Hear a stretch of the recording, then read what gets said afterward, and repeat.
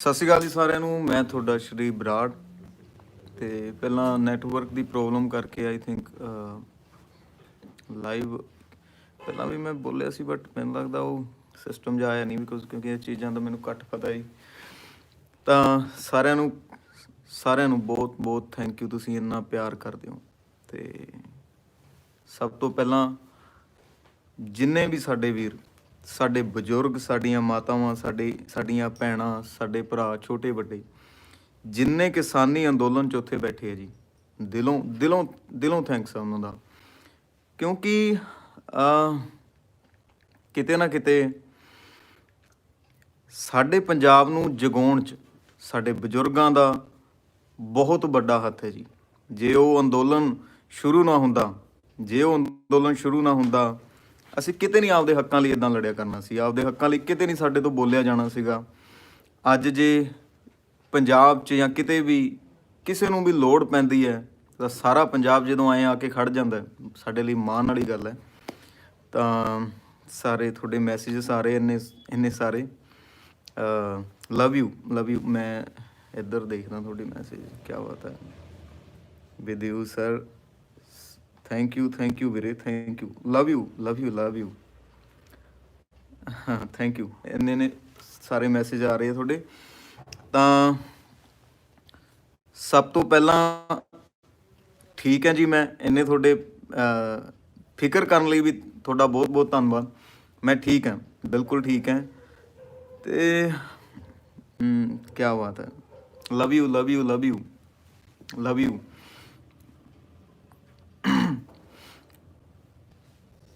ਹੁਣ ਗੱਲ ਕਰਦੇ ਹਾਂ ਆਪਾਂ। ਸਭ ਤੋਂ ਪਹਿਲਾਂ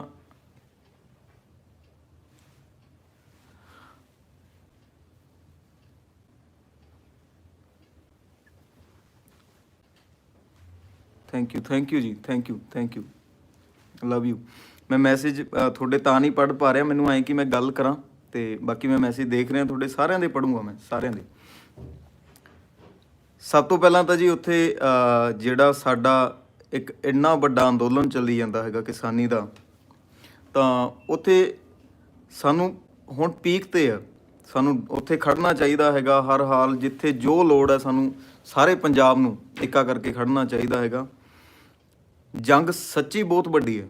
ਜੰਗ ਇੰਨੀ ਕੁ ਵੱਡੀ ਹੈਗੀ ਆ ਕਿ ਉਹਦੇ ਲਈ ਸਾਨੂੰ ਬਹੁਤ ਤਿਆਰੀਆਂ ਦੀ ਲੋੜ ਹੈ। ਸਾਹਮਣੇ ਵਾਲੇ ਲੋਕ ਪਾਰਟੀਬਾਜੀ ਸਿਸਟਮ, ਜੋ ਉਹਨਾਂ ਸਰਕਾਰਾਂ ਹੈਗੀਆਂ, ਬਹੁਤ ਉਹਨਾਂ ਦਾ ਐਡਾ ਤਕੜਾ ਸਿਸਟਮ ਹੈਗਾ ਕਿ ਪਤਾ ਨਹੀਂ ਕਿੱਥੋਂ ਕੀ ਕਰ ਦੇਣਾ।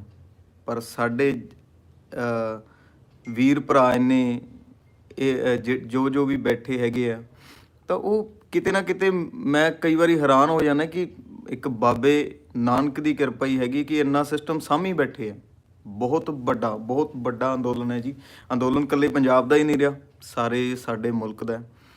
ਤਾਂ ਰਹੀ ਗੱਲ ਅੰਦਰ ਵੀ ਬਹੁਤ, ਮੈਂ ਜਿੰਨੇ ਦਿਨ ਕੱਲ ਬਾਹਰ ਆਇਆ ਸ਼ਾਇਦ ਮੈਂ, ਕਿ ਜਿੰਨੇ ਦਿਨ ਅੰਦਰ ਵੀ ਸੀਗਾ ਮੈਂ, ਤਾਂ ਮੈਨੂੰ ਉਸ 'ਚ ਵੀ ਇੰਨਾ ਪਿਆਰ ਕੀਤਾ ਸਾਰਿਆਂ ਨੇ। ਕਿਉਂਕਿ ਜਦੋਂ ਮੈਂ ਜੇਲ੍ਹ 'ਚ ਵੀ ਸੀਗਾ ਤਾਂ ਉਹ ਵੀ ਸਾਰੇ ਕਿਸਾਨਾਂ ਦੇ ਪੁੱਤ ਹੀ ਹੈਗੇ। ਤਾਂ ਤੁਹਾਡੇ ਲਈ ਉਹ ਵੀ ਦੁਆਵਾਂ ਕਰ ਰਹੇ ਸਾਰੇ ਅੰਦਰ ਬੈਠੇ। ਜਦੋਂ ਅੰਦਰ TV ਚੱਲਦਾ ਹੈਗਾ ਕਿਤੇ, ਜਦੋਂ ਸਾਡੇ ਵੀਰ ਭਰਾ ਉੱਥੇ ਆ ਕੇ ਹਿੱਕ ਠੋਕ ਕੇ ਕਹਿੰਦੇ ਕਿ ਜਿੱਤ ਕੇ ਮੁੜਾਂਗੇ, ਅਤੇ ਇੱਦਾਂ ਮੁੜਨ ਵਾਲੇ ਨਹੀਂ ਅਸੀਂ, ਤਾਂ ਅੰਦਰ ਜੇਲ੍ਹਾਂ 'ਚ ਵੀ ਸੀਟੀਆਂ ਵੱਜਦੀਆਂ ਤੁਹਾਡੇ ਲਈ, ਇੰਨਾ ਪਿਆਰ ਹੈ। ਕਿਤੇ ਨਾ ਕਿਤੇ ਉਹ ਵੀ ਵਿਚਾਰੇ ਅਰਦਾਸਾਂ ਕਰੀ ਜਾਂਦੇ ਅੰਦਰ ਬੈਠੇ। ਜੇਲ੍ਹਾਂ 'ਚ ਵੀ ਤੁਹਾਡੇ ਲਈ ਅਰਦਾਸਾਂ ਹੋ ਰਹੀਆਂ ਜੀ ਕਿ ਤੁਸੀਂ ਜਿੱਤ ਕੇ ਆਓ। ਅਤੇ ਐਡੇ ਵੱਡੇ ਅੰਦੋਲਨ 'ਚ ਤਾਂ ਮੈਂ 4 ਤਰੀਕ ਤੱਕ ਜਿੱਥੋਂ ਤਾਈਂ ਦੇਖਿਆ ਸੀਗਾ, ਆਈ ਥਿੰਕ 50 ਦੇ ਕਰੀਬ ਸਾਡੇ ਯੋਧੇ ਕਹੂੰਗਾ ਮੈਂ, ਸਾਡੇ ਇਸ ਜੰਗ 'ਚ ਲੜ ਰਹੇ ਯੋਧੇ ਸ਼ਹੀਦ ਹੋ ਚੁੱਕੇ ਸੀ। ਤਾਂ ਬਹੁਤ ਦੁੱਖ ਦੀ ਗੱਲ ਹੈ। ਪਹਿਲਾਂ ਤਾਂ ਸਾਰਿਆਂ ਲਈ ਬੜੀ, ਉਹਨਾਂ ਲਈ ਮੈਨੂੰ ਸੱਚੀ ਦੁੱਖ ਦੀ ਗੱਲ ਹੈਗੀ ਹੈ। ਅਤੇ ਬਾਬਾ ਜੀ ਉਹਨਾਂ ਨੂੰ ਆਪਣੇ ਚਰਨਾਂ 'ਚ ਥਾਂ ਦੇਣ, ਅਤੇ ਉਹਨਾਂ ਦੇ ਪਰਿਵਾਰਾਂ ਨੂੰ ਇਹ ਦੁੱਖ ਦੀ ਘੜੀ ਨੂੰ ਕੱਟਣ ਦਾ ਥੋੜ੍ਹਾ ਬਲ ਬਖਸ਼ਣ। ਕਿਉਂਕਿ ਪਰ ਉਹਨਾਂ ਦੀਆਂ ਕੁਰਬਾਨੀਆਂ ਆਈ ਨਹੀਂ ਜਾਣਗੀਆਂ। ਅਸੀਂ ਜਿੱਤ ਕੇ ਆਉਣਾ ਜੀ। ਬਿਲਕੁਲ ਜਿੱਤ ਕੇ ਆਵਾਂਗੇ। ਤਾਂ ਸੋ ਇੱਕ ਤਾਂ ਹੱਥ ਜੋੜ ਕੇ ਮੇਰੀ ਕਿਸਾਨੀ ਜਥੇਬੰਦੀਆਂ ਨੂੰ ਜਾਂ ਹੋਰ ਆਗੂਆਂ ਨੂੰ ਜਾਂ ਜੋ ਵੀਰ ਭਰਾ ਉੱਥੋਂ ਵੀ ਹੈਗੇ ਆ, ਤਾਂ ਉਹਨਾਂ ਨੂੰ ਮੇਰੀ ਰਿਕੁਐਸਟ ਹੈਗੀ ਇੱਕ ਕਿ ਜਿੰਨਾ ਜਿੱਥੇ ਹੋ ਸਕਦਾ, ਜਿੰਨੇ ਵੀ ਵੀਰ ਸ਼ਹੀਦ ਹੋਏ ਆ, ਜੋ ਵੀ ਸਾਡੇ ਬਜ਼ੁਰਗ, ਉਹਨਾਂ ਦੇ ਪਰਿਵਾਰਾਂ ਨੂੰ ਜਿਹੜੀ ਜਿਹੜੀ ਚੀਜ਼ ਦੀ ਜਿੱਥੇ ਜਿੱਥੇ ਲੋੜ ਹੈ, ਜਿੱਥੇ ਵੀ ਲੋੜ ਹੈ, ਸਾਡੀ ਜ਼ਿੰਮੇਵਾਰੀ ਲਾਓ ਜੀ, ਸਾਨੂੰ ਦੱਸਿਆ ਜਾਵੇ ਕਿ ਤੁਸੀਂ ਇੱਥੇ ਇੱਥੇ ਖੜਨਾ ਹੈ, ਕਿਉਂਕਿ ਸਾਰਾ ਕੁਝ ਤੁਹਾਡਾ ਹੈ। ਇੱਕ ਮਾਣ ਮਹਿਸੂਸ ਹੁੰਦਾ ਜਦੋਂ ਇੱਕ ਪੰਜਾਬ ਜਦੋਂ ਐਡੀ ਵੱਡੀ ਜੰਗ ਲੜ ਰਿਹਾ ਹੈਗਾ, ਤਾਂ ਕਿਤੇ ਨਾ ਕਿਤੇ ਜੋ ਕੁਝ ਵੀ ਹੈਗਾ ਸਾਡਾ ਸਭ ਕੁਝ ਤੁਹਾਡਾ ਹੈਗਾ। ਇਸ ਟਾਈਮ ਸਾਨੂੰ ਨਫੇ ਨੁਕਸਾਨ ਕੁਝ ਨਹੀਂ ਦੇਖਣੇ, ਘਾਟਾ ਵਾਧਾ ਕੁਝ ਨਹੀਂ, ਇਹ ਜੰਗ ਜਿੱਤਣੀ ਹੈ ਪਹਿਲਾਂ। ਤਾਂ ਜੇ ਇੱਕ ਗੱਲ ਹੋ ਰਿਹਾ, ਜੇ ਇਹ ਜੰਗ ਹਾਰ ਗਏ, ਅਸੀਂ ਜ਼ਿੰਦਗੀ ਭਰ ਨਹੀਂ ਉੱਠ ਸਕਾਂਗੇ। ਬੜਾ ਕਿਤੇ ਨਾ ਕਿਤੇ ਉਹਨਾਂ ਦਾ ਚੱਲ ਰਿਹਾ ਸਿਸਟਮ ਕਿ ਇੱਕ ਵਾਰੀ ਅਸੀਂ ਉੱਥੋਂ ਦਿੱਲੀੋਂ ਉੱਠ ਕੇ ਇੱਕ ਵਾਰੀ ਪਿੰਡਾਂ ਨੂੰ ਵਾਪਸ ਆ ਜਾਈਏ ਤਾਂ ਮੁੜ ਉਹ ਜਿਹਾ ਸਬੱਬ ਕਈ ਵਾਰੀ ਨਹੀਂ ਬਣਦੇ, ਉਹ ਜਿਹਾ ਜੋਸ਼ ਕਈ ਵਾਰੀ ਨਹੀਂ ਬਣਦਾ। ਤਾਂ ਅਸੀਂ ਹੁਣ ਜੇ ਬੈਠੇ ਹਾਂ ਉੱਥੇ, ਅਸੀਂ ਇੱਦਾਂ ਮੁੜਨਾ ਨਹੀਂ ਗਾ। ਸੋ ਪਹਿਲੀ ਮੇਰੀ ਹੈਗੀ ਹੈ ਕਿ ਜਿੰਨੇ ਵੀ ਸ਼ਹੀਦ ਹੋਏ ਆ ਸਾਡੇ ਵੀਰ ਭਰਾ ਬਜ਼ੁਰਗ, ਜੋ ਵੀ, ਤਾਂ ਉਹਨਾਂ ਲਈ ਜਿੱਥੇ ਅਸੀਂ ਖੜ ਸਕਦੇ ਹਾਂ ਸਾਡੀ ਜ਼ਿੰਮੇਵਾਰੀ ਲਈ ਜਾਵੇ, ਅਤੇ ਹਰ ਥਾਂ 'ਤੇ ਖੜ੍ਹਨ ਲਈ ਤਿਆਰ ਹਾਂ ਜੀ। ਹੁਣ ਦੂਜੀ ਗੱਲ ਜਿਹੜੀ ਅੰਦਰ ਦੀ ਵੀ ਪੁੱਛ ਰਹੇ ਹੋ ਤੁਸੀਂ ਕਿ ਅੰਦਰ ਸਭ ਕੁਝ ਠੀਕ ਸੀਗਾ ਜੀ।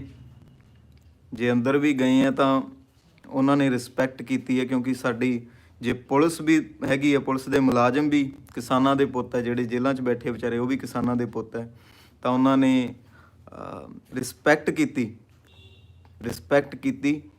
ਇਹ ਰਿਸਪੈਕਟ ਵੀ ਤੁਹਾਡੇ ਕਰਕੇ।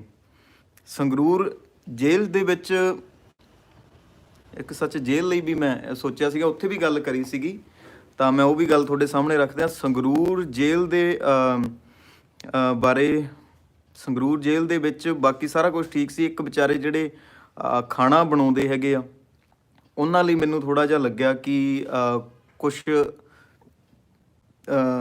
ਕੁਛ ਇੱਦਾਂ ਦਾ ਹੋਵੇ ਕਿ ਉਹ ਥੋੜ੍ਹਾ ਜਿਹਾ ਉਹਨਾਂ ਨੂੰ ਸੌਖਾ ਹੋ ਜੇ ਖਾਣਾ ਬਣਾਉਣਾ, ਰੋਟੀਆਂ ਬਣਾਉਣੀਆਂ, ਕਿਉਂਕਿ ਸਿਆਲ ਦੇ ਦਿਨ ਹੈਗੇ ਆ।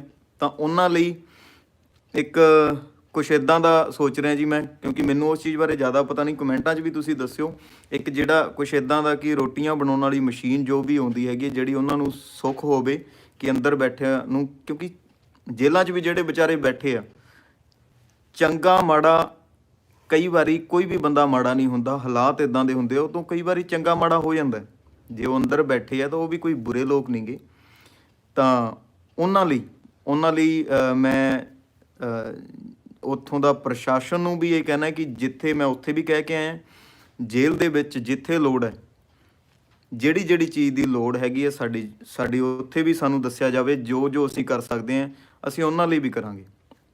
ਉੱਥੇ ਇੱਕ ਰੋਟੀਆਂ ਬਣਾਉਣ ਵਾਲੀ ਮਸ਼ੀਨ ਦੀ ਮੈਨੂੰ ਲੱਗਿਆ ਖੁਦ ਨੂੰ ਕਿ ਲੋੜ ਹੈਗੀ ਆ, ਅਤੇ ਉਹ ਪ੍ਰਸ਼ਾਸਨ ਨਾਲ ਗੱਲ ਕਰਕੇ, ਕਿਉਂਕਿ ਜੇਲ੍ਹ ਦਾ ਕੰਮ ਹੈਗਾ, ਉਹਨਾਂ ਨਾਲ ਗੱਲ ਕਰਕੇ ਛੇਤੀ ਜਿਵੇਂ ਠੀਕ ਲੱਗਿਆ ਉਹਨਾਂ ਨੂੰ ਇੱਕ ਮਸ਼ੀਨ, ਮੈਂ ਕੁਛ ਨਾ ਕੁਛ ਮੇਰਾ ਪਿਆਰ ਹੈ ਉਹਨਾਂ ਲਈ, ਸਾਰਿਆਂ ਲਈ, ਉਹ ਜ਼ਰੂਰ ਭੇਜ ਰਿਹਾ ਮੈਂ। ਅਤੇ ਇੱਕ ਜੇਲ੍ਹ ਤੋਂ ਯਾਦ ਆਇਆ ਮੈਨੂੰ, ਜਦੋਂ ਮੈਂ ਅੰਦਰ ਸੀਗਾ ਤਾਂ ਇੱਕ ਪੁਲਿਸ ਮੁਲਾਜ਼ਮ ਨੂੰ ਫੋਨ ਆਉਂਦਾ ਹੈਗਾ ਘਰੋਂ, ਅਤੇ ਉਹਦਾ ਵੀਰ ਦਾ ਮੁੰਡਾ ਗੱਲ ਕਰ ਰਿਹਾ ਹੈਗਾ ਅੱਗੋਂ। ਤਾਂ ਉਹ ਫੋਨ 'ਤੇ ਗੱਲ ਕਰਦੇ ਹੋਏ ਵੀਰ ਕਹਿ ਰਿਹਾ, ਜੋ ਮੁੰਡਾ ਸੀ ਉਹਨਾਂ ਦਾ ਕਹਿ ਰਿਹਾ ਕਿ ਮੈਨੂੰ ਫੋਨ ਚਾਹੀਦਾ, ਆਈਫੋਨ ਚਾਹੀਦਾ। ਤਾਂ ਜੋ ਪੁਲਿਸ ਮੁਲਾਜ਼ਮ ਸੀ ਵਿਚਾਰਾ, ਉਹ ਕਹਿੰਦਾ ਕਿ ਦੇਖ ਪੁੱਤ, ਵੀ ਮੇਰੀ ਇੰਨੀ ਤਨਖਾਹ ਨਹੀਂ ਆਉਂਦੀ ਕਿ ਵੀ ਮੈਂ ਐਡਾ ਮਹਿੰਗਾ ਫੋਨ ਲੈ ਸਕਾਂ ਤੇਰੇ ਲਈ। ਮੇਰਾ ਦਿਲ ਕਰ ਰਿਹਾ ਕਿ ਮੈਂ ਤੈਨੂੰ ਫੋਨ ਲੈ ਕੇ ਦੇਵਾਂ, ਪਰ ਔਖਾ ਮੇਰੇ ਲਈ। ਅਤੇ ਕਹਿੰਦਾ ਮੇਰੇ ਤੋਂ ਨਹੀਂ ਲੈ ਕੇ ਦਿੱਤਾ ਜਾਣਾ, ਕੁਛ ਟਾਈਮ ਰੁਕ ਜਾ, ਇੱਦਾਂ। ਤਾਂ ਇੱਕ ਪਿਆਰ ਵੀ ਸੀ, ਅਤੇ ਬਟ ਮੈਨੂੰ ਉਹਦੀ ਇਮਾਨਦਾਰੀ 'ਤੇ ਇੰਨਾ ਦਿਲੋਂ ਪਿਆਰ ਆਇਆ, ਉਸ ਮੁਲਾਜ਼ਮ ਦੀ, ਉਸ ਪੁਲਿਸ ਵਾਲੇ ਮੁਲਾਜ਼ਮ ਦੀ ਇਮਾਨਦਾਰੀ 'ਤੇ ਇੰਨਾ ਪਿਆਰ ਆਇਆ। ਤਾਂ ਮੈਂ ਉਦੋਂ ਵੀ ਇਹ ਗੱਲ ਮੈਂ ਭੁੱਲ ਗਿਆ ਉੱਥੇ ਕਰਨੀ, ਮੈਂ ਹੋਰ ਵੀਰ ਨੂੰ ਕਿਹਾ ਸੀਗਾ, ਪਰ ਮੈਂ ਜਿਸ ਫੋਨ ਤੋਂ ਮੈਂ ਲਾਈਵ ਹੁਣ ਵੀ ਹੈਗਾ, ਇਹ ਮੇਰੀ 2-3 ਮਹੀਨੇ ਪਹਿਲਾਂ ਹੀ ਲਿਆ ਮੈਂ ਫੋਨ, ਤੇ ਮੇਰੀ ਜਿਹੜੀ ਕਮਾਈ ਸੀ ਉਹਦਾ ਪਹਿਲਾ ਫੋਨ ਸੀਗਾ ਇਹ। ਉਸ ਤੋਂ ਪਹਿਲਾਂ ਮੈਂ ਕੋਈ ਚੀਜ਼ ਜਿਹੜੀ ਲਈ ਆ ਉਹ ਇਹ ਫੋਨ ਹੈ ਉਸ ਕਮਾਈ ਤੋਂ। ਤੇ ਮੈਨੂੰ ਇਹ ਫੀਲ ਹੋਇਆ ਕਿ ਇਸ ਫੋਨ ਦੀ ਮੇਰੇ ਤੋਂ ਜ਼ਿਆਦਾ ਲੋੜ ਉੱਥੇ ਆ, ਤਾਂ ਮੈਂ ਰਿਸਪੈਕਟ ਨਾਲ ਇਹ ਫੋਨ ਉਹ ਵੀਰ ਨੂੰ ਵੀ ਗਿਫਟ ਲਈ ਭੇਜ ਰਿਹਾ ਮੈਂ। ਜੋ ਵੀ ਉਹ ਪੁਲਿਸ ਮੁਲਾਜ਼ਮ ਵੀ ਵੀਰ ਜੇ ਮੈਨੂੰ ਦੇਖ ਰਿਹਾ ਹੋਊਗਾ ਤਾਂ ਜ਼ਰੂਰ ਮੇਰੇ ਨੰਬਰਾਂ 'ਤੇ ਕੰਟੈਕਟ ਕਰੇ। ਨਹੀਂ, ਮੈਂ ਤੁਹਾਡੇ ਥਾਣੇ 'ਚ ਭੇਜ ਰਿਹਾ ਜੀ, ਪਟਿਆਲੇ CIA 'ਚ ਸੀ ਮੈਂ, CIA ਥਾਣੇ 'ਚ, CIA ਸਟਾਫ ਦੇ ਵਿੱਚ ਵੀਰ ਭਰਾ ਹੈਗਾ ਮੇਰਾ, ਉਹ ਟਾਈਪ ਜੋ ਕਰਦਾ ਹੈਗਾ। ਤੇ ਬਹੁਤ ਮਿਹਨਤੀ ਹੈ ਵੀਰੇ, ਤੁਸੀਂ ਸਾਰੇ ਤੁਸੀਂ ਬਹੁਤ ਮਿਹਨਤੀ ਹੈ। ਤੁਸੀਂ ਇੰਨਾ ਪਿਆਰ ਦਿੱਤਾ ਸਾਰਿਆਂ ਨੇ ਮੈਨੂੰ, ਇੰਨੀ ਰਿਸਪੈਕਟ ਦਿੱਤੀ, ਤਾਂ ਲਵ ਯੂ। ਤੇ ਉਹ ਮੈਂ ਇਹ ਤੋਹਫਾ ਭੇਜ ਰਿਹਾ ਜੀ ਮੈਂ, ਇਹ ਮੇਰੇ ਛੋਟੇ ਭਰਾ ਲਈ ਜੋ ਫੋਨ ਮੰਗ ਰਿਹਾ ਸੀਗਾ। ਦਿਲੋਂ ਪਿਆਰ ਹੈ। ਤੇ ਮੇਰੇ ਵੀਰ ਇੱਕ ਰਿਸਪੈਕਟ, ਤੁਹਾਡੇ ਫਾਦਰ ਸਾਹਿਬ ਬਹੁਤ ਬਹੁਤ ਮਿਹਨਤੀ ਤੇ ਇਮਾਨਦਾਰ ਬੰਦੇ ਹੈਗੇ ਆ। ਤੇ ਸਾਨੂੰ ਸਾਡੇ ਪੰਜਾਬ ਨੂੰ ਸੱਚੀ ਇੱਦਾਂ ਦੇ ਇਮਾਨਦਾਰ ਲੋਕਾਂ ਦੀ ਬੜੀ ਲੋੜ ਹੈਗੀ ਆ। ਤਾਂ ਲਵ ਯੂ। ਇਹ ਤੋਹਫਾ ਵੀ ਵੀਰੇ ਮੈਂ ਭੇਜ ਰਿਹਾ ਤੁਹਾਨੂੰ। ਮੇਰਾ ਪਹਿਲਾ ਫੋਨ ਹੈ, ਮੇਰੀ ਆਪਣੀ ਕਮਾਈ ਤੋਂ ਲਿਆ ਪਹਿਲਾ ਫੋਨ ਸੀਗਾ ਇਹ। ਤੇ ਮੈਨੂੰ ਮੈਂ ਤੁਹਾਨੂੰ ਭੇਜ ਰਿਹਾ ਵੀ। ਤੇ ਕਈ ਵਾਰੀ ਹੁੰਦਾ ਕਿਉਂਕਿ ਅੱਜ ਕੱਲ੍ਹ ਘਰਾਂ 'ਚ ਬੈਠੇ ਹੈ, ਲੋੜ ਵੀ ਹੈ, ਅੱਜ ਕੱਲ੍ਹ ਫੋਨਾਂ ਦੀ ਵੀ ਲੋੜ ਹੈਗੀ ਹੈ। ਤੇ ਥੋੜ੍ਹਾ ਆਈਫੋਨ ਠੀਕ ਆ, ਕਈ ਵਾਰੀ ਕੰਮ ਆ ਜਾਂਦਾ ਹੈਗਾ। ਤਾਂ ਲਵ ਯੂ, ਮੇਰੇ ਵੱਲੋਂ ਇੱਕ ਛੋਟਾ ਜਿਹਾ ਤੋਹਫਾ। ਤੇ ਬਾਕੀ ਰਹੀ ਗੱਲ ਹਰਿਆਣੇ 'ਚ ਕਈ ਵੀਰਾਂ 'ਤੇ ਪਰਚੇ ਹੋਏ, ਮੈਂ ਨਿਊਜ਼ ਦੇਖੀ ਸੀਗੀ ਅੱਜ ਹੀ ਕਿ ਕਾਫੀ ਲੋਕਾਂ ਦੇ ਪਰਚੇ ਕਰਤੇ ਕਿ ਤੁਸੀਂ ਇੱਦਾਂ ਕਰ ਰਹੇ ਹੋ, ਉੱਦਾਂ ਕਰ ਰਹੇ ਹੋ। ਪਰ ਮੈਂ ਉਹਨਾਂ ਨੂੰ ਵੀਰਾਂ ਨੂੰ ਵੀ ਦੱਸਦਾ ਵੀ ਕੋਈ ਚੱਕਰ ਨਹੀਂ ਗਾ, ਜੇਲ੍ਹਾਂ ਵਾਲਾ ਕੋਈ ਸਿਸਟਮ ਨਹੀਂ। ਤੁਸੀਂ ਜਾਓਗੇ, ਤੁਹਾਨੂੰ 1% ਦੀ ਤਕਲੀਫ ਨਹੀਂ ਹੋਣੀ। ਉੱਥੇ ਜਿੰਦਾਬਾਦ ਦੇ ਨਾਅਰੇ ਲੱਗਦੇ ਆ ਮੇਰੀ ਜਾਨ। ਲੋਕ ਬਹੁਤ ਚੰਗੇ ਹੈ, ਉਹ ਕਿਸਾਨਾਂ ਦੇ ਹੀ ਪੁੱਤ ਹੈ। ਉੱਥੇ ਬੈਠੇ ਵੀ ਉਹ ਇਸ ਗੱਲ ਤੋਂ ਦੁੱਖ ਮਨਾਉਂਦੇ ਹੈ ਕਿ ਅਸੀਂ ਕਾਸ਼ ਜੇਲ੍ਹਾਂ 'ਚੋਂ ਬਾਹਰ ਹੁੰਦੇ, ਕਾਸ਼ ਇਸ ਟਾਈਮ ਅਸੀਂ ਜੇਲ੍ਹਾਂ ਤੋਂ ਬਾਹਰ ਹੁੰਦੇ ਤਾਂ ਅਸੀਂ ਇੱਕ ਵੀ ਦਿਨ ਦਿੱਲੀੋਂ ਨਾ ਮੁੜ ਕੇ ਆਉਂਦੇ, ਦਿੱਲੀ ਧਰਨੇ 'ਤੇ ਹੁੰਦੇ ਸੀ। ਸਭ ਨੇ ਇੰਨੀ ਰਿਸਪੈਕਟ ਕੀਤੀ, ਸਭ ਨੇ ਇੰਨਾ ਪਿਆਰ ਦਿੱਤਾ। ਤੇ ਮੈਨੂੰ ਯਾਦ ਹੈ ਮੈਂ ਇੱਕ ਰਾਤ ਜਦੋਂ ਸੁੱਤਾ ਪਿਆ ਸੀਗਾ, ਉਸ ਦਿਨ ਮੈਂ ਥੋੜ੍ਹਾ ਠੀਕ ਨਹੀਂ ਸੀ, ਮੇਰੀ ਸਿਹਤ, ਸਿਰ ਦਰਦ ਸੀਗਾ। ਮੈਂ ਸੁੱਤਾ ਪਿਆ ਸੀ ਤੇ ਇੱਕ ਵੀਰ ਦਾ ਮੈਨੂੰ ਨਾਮ ਨਹੀਂ ਪਤਾ, ਤੇ ਸ਼ਾਇਦ ਉਹਨੂੰ ਵੀਰ ਨੂੰ ਵੀ ਇਹ ਪਤਾ ਨਹੀਂ ਹੋਣਾ ਕਿ ਸ਼ਾਇਦ ਮੈਨੂੰ ਇਹ ਗੱਲ ਦਾ ਪਤਾ ਹੈ। ਉਹ ਵੀਰ ਨੇ ਮੇਰਾ ਸੁੱਤੇ ਪਏ ਦਾ ਸਿਰ ਦਬਾ ਰਿਹਾ ਸੀ। ਉਹ ਭਰਾ ਪੁਲਿਸ ਮੁਲਾਜ਼ਮ ਸੀ। ਮੈਨੂੰ ਪਿਆਰ ਹੈ, ਰਿਸਪੈਕਟ ਹੈ ਤੁਹਾਡੇ ਲਈ, ਤੁਸੀਂ ਇੰਨਾ ਕਰਦੇ ਹੋ। Love you, love you. ਮੈਨੂੰ ਨਾਂ ਨਹੀਂ ਪਤਾ, ਮੈਂ ਨਾਮ ਜ਼ਰੂਰ ਲੈਂਦਾ ਜੇ ਮੈਨੂੰ ਪਤਾ ਹੁੰਦਾ ਮੇਰੇ ਵੀਰ ਦਾ। ਜਿੱਥੇ ਜਿੱਥੇ ਲੋੜ ਹੈ, ਫੁੱਲ ਸਪੋਰਟ ਕਿਸਾਨ ਅੰਦੋਲਨ। ਪਰ ਵਨ ਮੋਰ ਸੌਂਗ ਵਿਚਾਲੇ ਰਹਿ ਗਏ ਜੀ। ਹਿੰਦੀ ਗਾਣਾ ਕਰ ਰਿਹਾ ਸੀਗਾ ਮੈਂ। ਸਾਡੇ ਵਾਲੇ ਪੰਜਾਬੀ ਬੰਦੇ ਉਹ ਸਾਨ ਝੋਟੇ ਆ ਕਲਾਕਾਰ ਵੀ ਸਾਡੇ ਭਰਾ, ਉਹ ਡਰਦੇ ਡੁਰਦੇ ਹੈ ਨਹੀਂ, ਉਹ ਕਰ ਦਿੰਦੇ ਗਾਣਾ। ਮੈਂ ਹਿੰਦੀ ਗਾਣਾ ਕਰੀ ਜਾਂਦਾ ਸੀ, ਤਾਂ ਉਹ ਥੋੜ੍ਹੇ ਉੱਥੋਂ ਬੋਲੀਵੁੱਡ ਵਾਲੇ ਬੰਦੇ ਸੀਗੇ, ਉਹ ਮਸਾਂ ਉਹਨਾਂ ਨੂੰ ਕਿਹਾ ਸੀ ਵੀ ਕਿਸਾਨੀ 'ਤੇ ਗਾਣਾ ਕਰ ਰਹੇ ਹਾਂ ਕਰਕੇ, ਤੇ ਉਹ ਥੋੜ੍ਹਾ ਡਰ ਡੁਰ ਗਏ ਹੁਣ ਕਿ ਤੁਹਾਡੇ ਗਾਣੇ 'ਤੇ ਪਰਚੇ ਹੋ ਜਾਂਦੇ ਆ, ਕੱਲ੍ਹ ਨੂੰ ਸਾਨੂੰ ਅੰਦਰ ਕਰੀ ਬੈਠੇ ਹੋਣੇ ਆ।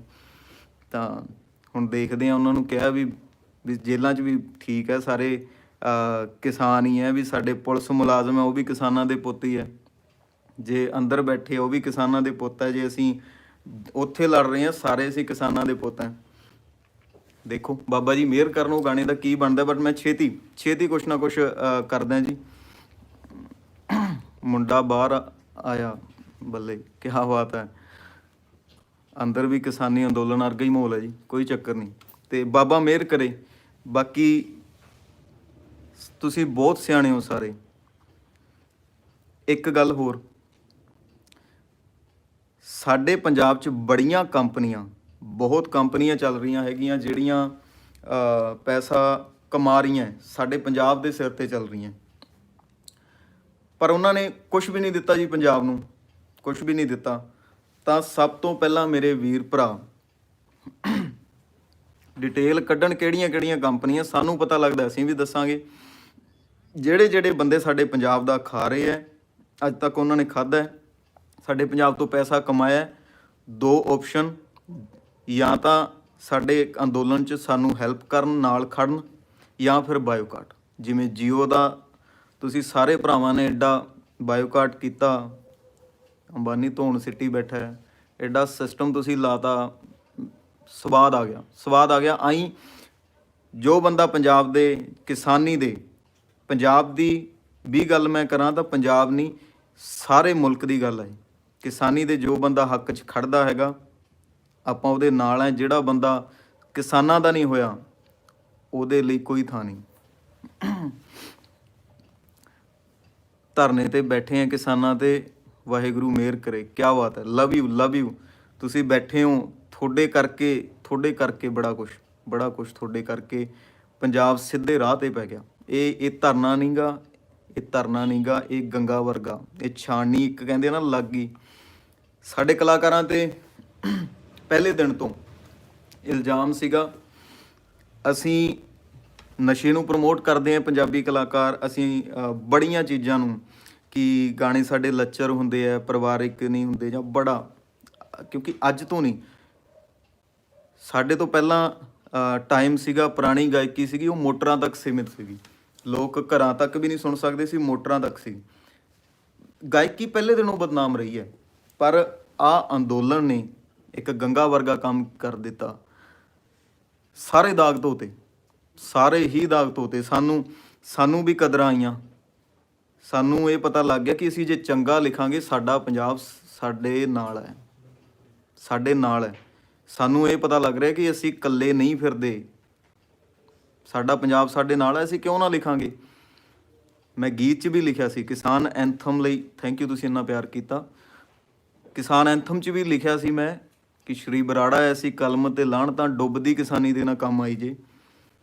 ਤਾਂ ਕਲਮਾਂ ਕਿਤੇ ਵੀ ਕੈਦ ਨਹੀਂ ਹੋ ਸਕਦੀਆਂ, ਕਲਮਾਂ ਕਿਤੇ ਵੀ ਕਿਸੇ ਸਰਕਾਰ ਦੀਆਂ ਨਹੀਂ ਹੋ ਸਕਦੀਆਂ, ਕਲਮਾਂ ਕਿਤੇ ਵੀ ਵਿਕ ਨਹੀਂ ਸਕਦੀਆਂ। ਬਹੁਤ ਘੱਟ ਕਲਮਾਂ ਵਿਕਦੀਆਂ, ਪਰ ਜਿਹੜੀ ਵਿਕ ਗਈ ਉਹ ਕਲਮ ਨਹੀਂ। ਹੁਣ ਰਵਿਸ਼ ਕੁਮਾਰ ਦਾ ਲੈ ਲਓ, ਬੜੇ ਚੈਨਲ ਸੀਗੇ, ਕਿਸਾਨਾਂ ਨੂੰ ਅੱਤਵਾਦੀ ਕਹਿੰਦੇ ਸੀਗੇ ਕਿ ਪਤਾ ਨਹੀਂ ਇਹਨਾਂ ਨੇ ਕੀ ਕਰ ਦੇਣਾ, ਪਰ ਰਵਿਸ਼ ਕੁਮਾਰ ਡੋਲਿਆ ਨਹੀਂ ਬੰਦਾ, ਉਸ ਲਈ ਵੀ ਸਲੂਟ ਹੈ।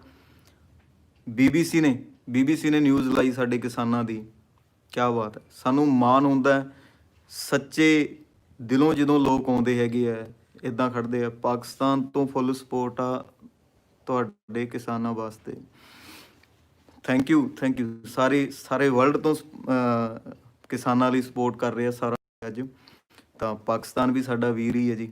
ਤਾਂ ਇੱਕ ਮਾਂ ਦੇ ਜਿਵੇਂ ਦੋ ਪੁੱਤ ਹੁੰਦੇ ਆ, ਤਾਂ ਇੱਦਾਂ ਹੀ ਸਾਡਾ ਤੁਹਾਡੇ ਲਈ ਬਹੁਤ ਪਿਆਰ ਹੈ, ਕਿਉਂਕਿ ਸਾਡੀ ਪੰਜਾਬੀ ਜ਼ੁਬਾਨ ਹੀ ਇਹ ਗਾਣੇ ਤੁਸੀਂ ਉੱਥੇ ਵੀ ਸੁਣ ਰਹੇ ਹੋ। ਤੁਸੀਂ ਵੀ ਜ਼ਿਆਦਾ ਲੋਕ ਤੁਹਾਡੇ, ਕਈ ਵਾਰੀ ਤੁਸੀਂ ਕਿਸਾਨਾਂ ਦੇ ਲਈ ਬੋਲਦੇ ਹੋ ਜਦੋਂ, ਤਾਂ ਉਦੋਂ ਇੱਦਾਂ ਲੱਗਦਾ ਕਿ ਇੱਕ ਮਾਂ ਦੇ ਦੋ ਪੁੱਤ ਹੈਗੇ, ਪਰ ਭਰਾ ਤਾਂ ਹੈਗੇ ਆ।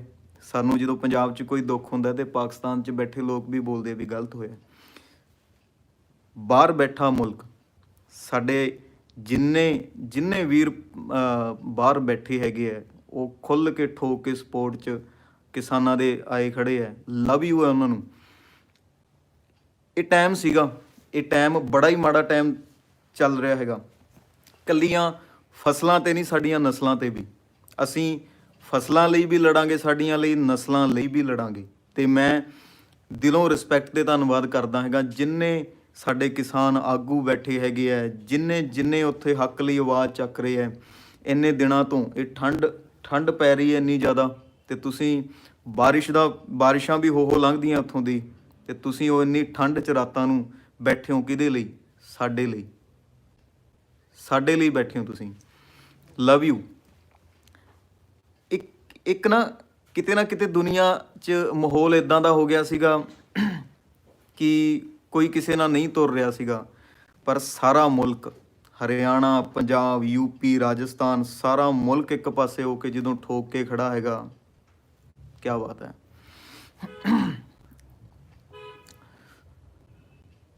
ਜਿੰਦਾਬਾਦ। Love you. ਮੈਂ ਤੁਹਾਡੇ ਸਾਰਿਆਂ ਦੇ ਮੈਸੇਜ ਨਹੀਂ ਪੜ੍ਹ ਪਾ ਰਿਹਾ, ਬਟ ਬਹੁਤ ਸਾਰੇ ਮੈਸੇਜ ਹੈ। ਸਾਰਿਆਂ ਦੇ ਨਹੀਂ ਪੜ੍ਹ ਪਾ ਰਿਹਾ, ਬਟ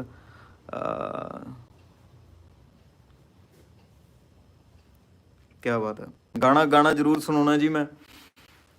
ਬਾਬੇ ਨਾਨਕ ਨੇ ਸਾਨੂੰ ਸੀ ਕਿਸਾਨੀ ਬਖਸ਼ੀ, ਬਾਜਾਂ ਵਾਲੇ ਨੇ ਕਲਮਾਂ ਤੇ ਖੰਡੇ ਦਿੱਲੀਏ, ਰਹਿੰਦੀ ਦੁਨੀਆ ਦੇ ਤੱਕ ਰਹਿਣੇ ਝੂਲਦੇ, ਨਕਸ਼ੇ ਤੇ ਕੇਸਰੀਏ ਝੰਡੇ ਦਿੱਲੀਏ। ਯਾਦ ਰੱਖੀ ਜਿੱਤ ਕੇ ਤੂੰ ਛੱਡੀ ਹੋਈ ਐ, ਤੇ ਛੱਡ ਕੇ ਸੀ ਸੇਜ ਬਣੇ ਕੰਡੇ ਦਿੱਲੀਏ। ਸ਼੍ਰੀ ਬਰਾੜਾ ਐਸੀ ਕਲਮ ਤੇ ਲਾਣ ਤਾਂ, ਡੁੱਬਦੀ ਕਿਸਾਨੀ ਦੇ ਨਾ ਕੰਮ ਆਈ ਜੇ। ਤੇਰੇ ਵਾਂਗੂ ਬਗਦਾਦੀ ਵੀ ਸੀ ਰੱਖਦਾ ਉਹ ਸ਼ੌਂਕ ਸ਼ੇਰਾ ਤਾਨਾਸ਼ਾਹੀ ਦੇ, ਤੇਰੇ ਵਾਂਗੂ ਬਗਦਾਦੀ ਵੀ ਸੀ ਰੱਖਦਾ ਉਹ ਸ਼ੌਂਕ ਬੜੇ ਤਾਨਾਸ਼ਾਹੀ ਦੇ। Thank you, love you love you love you. Rajasthan ਤੋਂ ਕਿਸਾਨ ਏਕਤਾ, ਸਾਰੇ ਕਿਸਾਨ ਜਿੱਥੇ ਕਿਤੇ ਵੀ ਹੈਗਾ, ਚਾਹੇ ਉਹ ਕਿਸੇ ਵੀ ਮੁਲਕ ਦਾ ਹੈ, ਕਿਸਾਨ ਨੂੰ ਕਿਸਾਨ ਦਾ ਹੱਕ ਮਿਲਣਾ ਬਹੁਤ ਜ਼ਰੂਰੀ ਹੈ, ਭਾਵੇਂ ਉਹ ਸਾਡੇ ਮੁਲਕ ਦਾ, ਭਾਵੇਂ ਕਿਸੇ ਹੋਰ ਮੁਲਕ ਦਾ, ਕਿਉਂਕਿ ਕਿਸਾਨਾਂ ਸਿਰ ਤੇ ਮੁਲਕ ਚੱਲ ਰਿਹਾ ਜੀ। ਅਸੀਂ